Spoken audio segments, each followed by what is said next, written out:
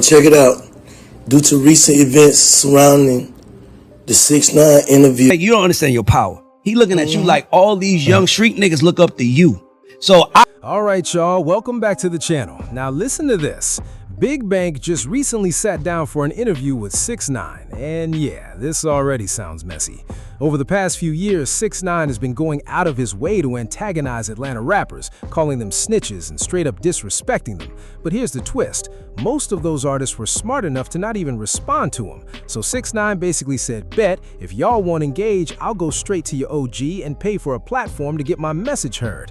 Now, hold up, keep this in mind. This interview was actually recorded 4 months ago, and during that time, Big Bank was going back and forth in his head, debating whether to even release it. You already know that when you start second-guessing something like that, it usually means it wasn't the best move to begin with. That's that guilty conscience creeping in, no question. But here's where it gets interesting. Just yesterday, Big Bank linked up with Ray Daniels and a few other voices to finally explain why he even did the 6ix9ine interview in the first place. Check it out. Due to recent events surrounding the 6ix9ine interview, I had to seek counseling. I had to go to a group because I was spiraling. You know, I called in Dewberry from Dallas, Texas, Ray Daniels from the South Side, you know what I'm saying, of Atlanta, my brother Parlay from the West Side of Atlanta, and you know my dog DJ Scream with that moderated all, man. Y'all go check in, man, you know what I'm saying, and pray for me. You know what I'm saying? Pray for me. According to the Big Bank, he made it clear this was all about the money. At the end of the day, he said he chose business over any kind of street politics, plain and simple. And honestly, that right there is where the conversation really starts to get interesting. you don't understand your power. He looking at you like all these young street niggas look up to you. So I can't fight 21, Thug, and these. I can't fight them all. But if I go to the OG and make my case, no. And his perception, his perception is you as OG on some Atlanta shit. Like that's I'm gonna go to their OG because they gotta be their OG. Because they're my partners. I can't convince nobody. Yeah, but go ahead. But you still older than them. They're your partners. We're not talking about the street, Bank. I keep telling you this. Yeah, bro. You they OG. If them call you and you done beat your demons.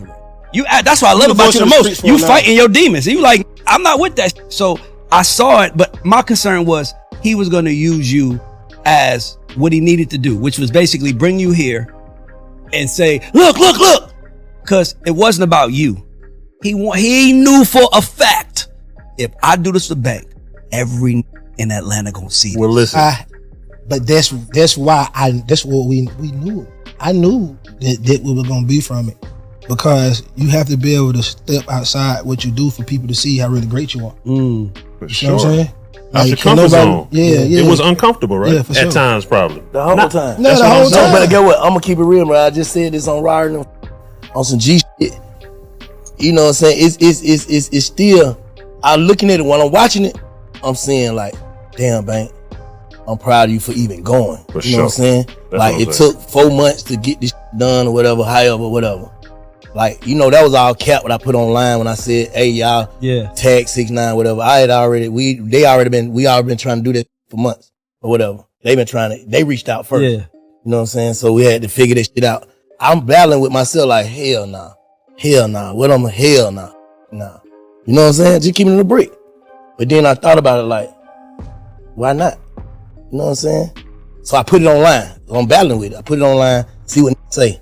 You know, the usual suspects gonna call. Are you serious? Yeah. Chain gang. Hell yeah.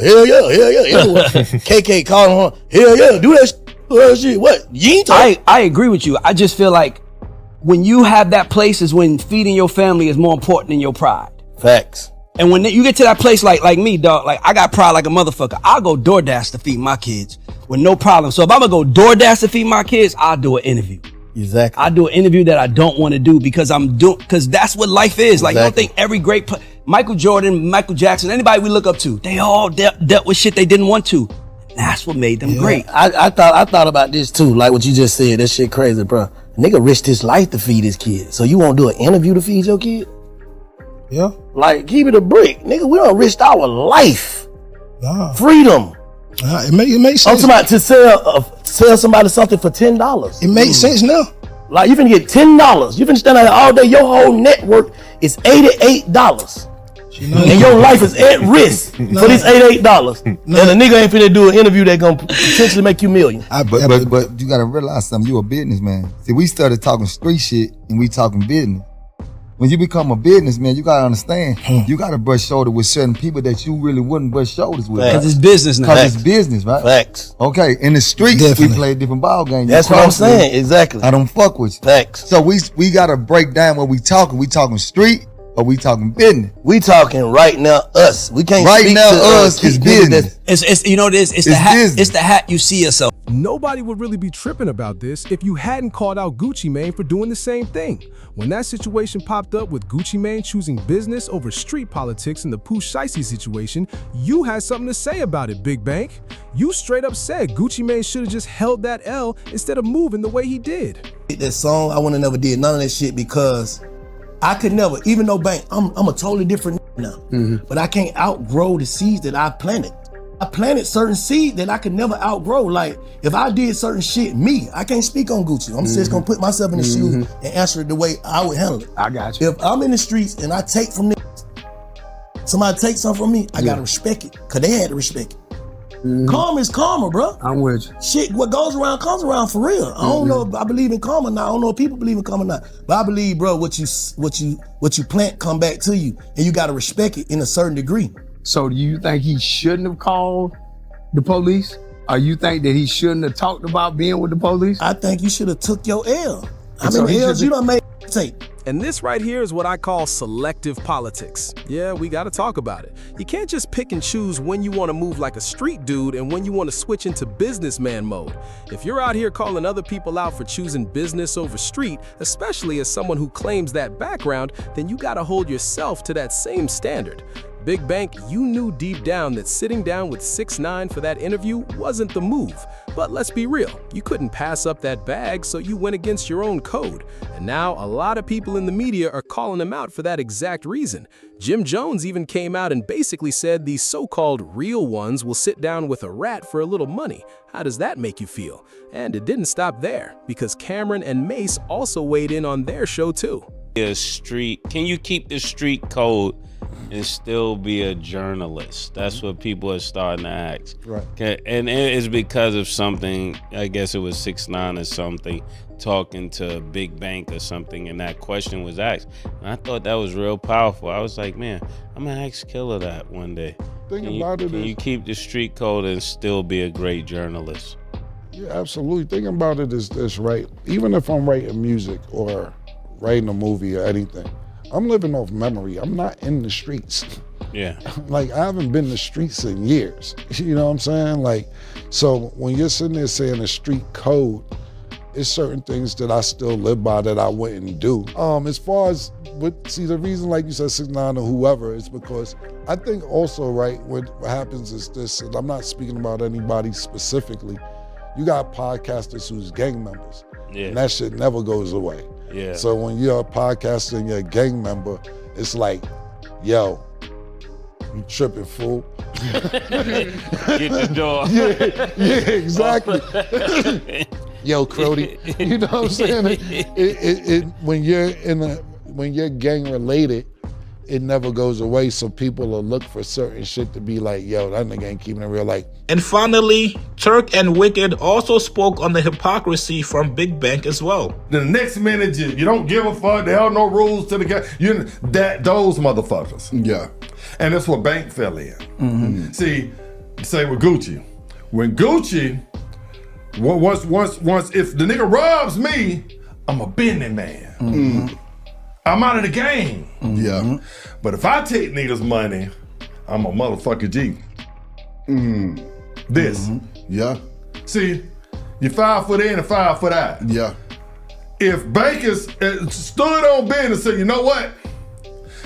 I'm out of the game all the way, and out of the game does not mean you're actually doing it physically. It's what you're putting into the universe. What you're putting into the universe. So meaning, you can't say that you're out of the game and then turn around and interview Young Thug and give him a pass or 21 a pass, but then you call 6ix9ine a snitch. Exactly. 6ix9ine just say, Bank, I paid you to come interview me.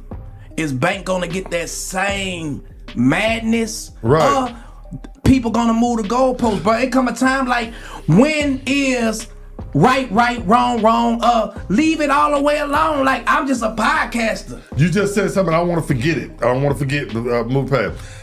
If I'm known as a snitch, me and you have went through this before. Yeah. With you know, like Bootsy's and stuff. And I can't do a record with him because he's a snitch. Yeah. I stand on business and stuff. But you can go, what's the difference in Bank interviewing a snitch and Kodak doing a song with the snitch? Jackson Michael. No. Bank just said on the interview where he shot it, yours truly out, on Atlanta Culture, What up, though? that Gucci was dead ass wrong for talking to the police about Pooh Shiesty. He's not supposed to give his opinion. And you can go back and you can look at it. He said, and I quote, Gucci could have said that this was all a game. We did it for marketing.